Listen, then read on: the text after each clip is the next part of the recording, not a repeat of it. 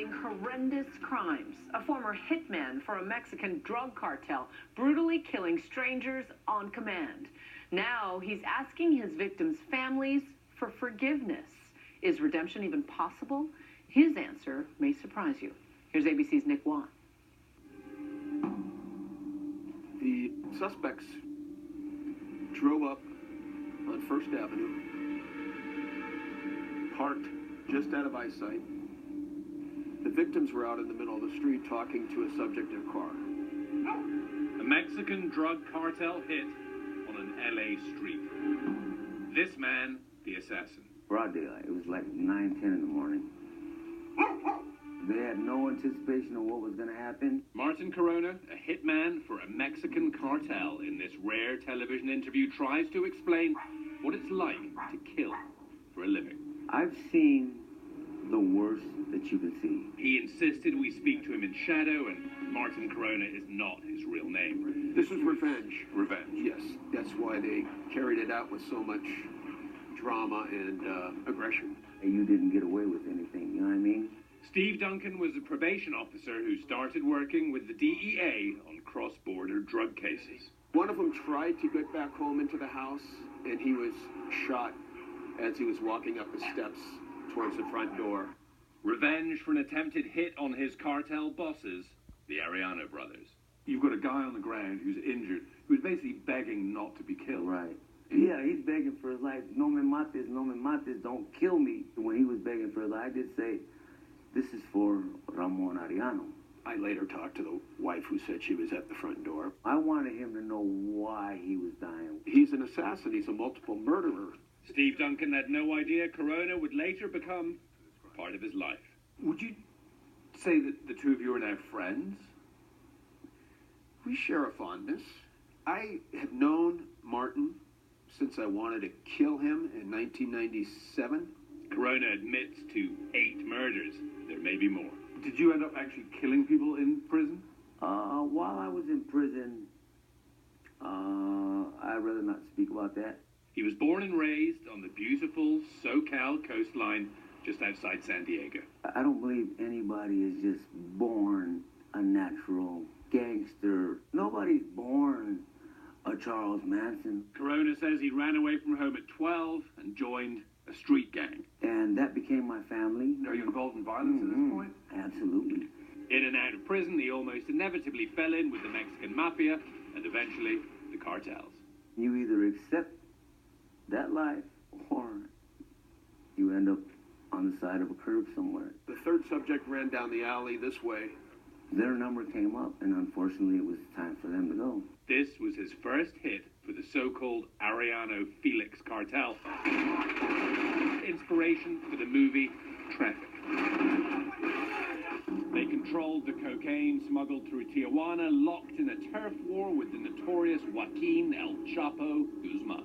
Chapo Guzman was killing their family members. They were killing Chapo's family members. It was just a bloody battle. The FBI has added a new name to its 10 most wanted list, Ramon Arellano Felix.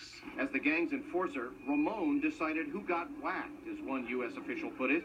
Officials say he once tested a new gun by killing a pedestrian he happened to pass in his car. Corona led a death squad for Ramon. How does it change you once you have taken a life? Something that Ramon used to constantly say, we're already damned. We're going to hell anyways. So there's no sense having a conscience about it. In San Diego, he shot a pregnant woman suspected of talking to the cops, along with her sister, a fashion model. When I shot the 2 people, I heard a scream in the back. And I looked back there and I seen a little girl back there in the back seat. The girl was okay, but a month later, across the border in Tijuana, Corona and his partner killed her father. We hog-tied him with his hands and his feet behind his back. They covered him with a sheet. All of a sudden, we just hear this gruesome sound. It was just like a watermelon being smashed, you know. They laugh about it. You hear them on the radios talking about the murders that they do. They get off on it. A life portrayed in the 2015 movie Sicario. That's Hitman in Spanish.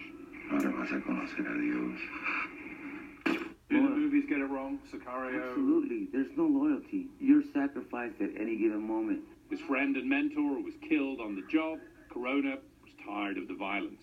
The day I walked away from Mexico was the day my daughter was born. I held her in my arms, and I told my wife right then and there, we're done. Not so easy.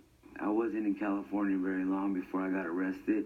After a weapons conviction, Corona found himself in an interview room opposite the affable but calculating Steve Duncan. He had just gotten back from camping near where I go camping. So we talked about fishing and, and we hit it off. Corona was potentially facing murder charges, life in prison. One of the things that they instill on you is don't talk, don't rat. And I decided I'm going to do the best for me and for my children. Corona ratted. We used him, among with many other witnesses, to indict the upper echelon of the Tijuana cartel. Martin Corona served 13 years for a weapons charge and dealing cocaine. Got out in 2014. He should have got the death penalty. Martin's the poster child for the death penalty. Instead, he tours the country with Steve Duncan from time to time, schooling law enforcement on Latino gangs. I want to be able to get my message out there. And Corona just wrote a book, Confessions of a Cartel Hitman. He lives in a secret location, but declines witness protection. When my time comes, my time's going to come, I know how to defend myself. Martin Corona claims to be reformed, claims remorse for those he hurt. I tried reaching out to them and apologizing. That former model he shot point blank in the head survived. Corona reads from a letter he wrote to her. I can never find the words to apologize for my acts, nor can I ever expect any emotion other than hate from you.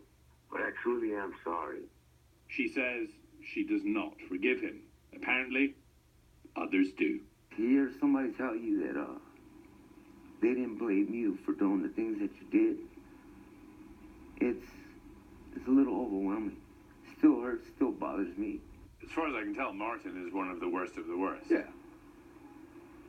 Yeah, he was. Not anymore. And let's hope he stays that way, After our interview, Corona violated his probation, tested positive for cocaine and meth. After a short stint in jail, he's about to be released again.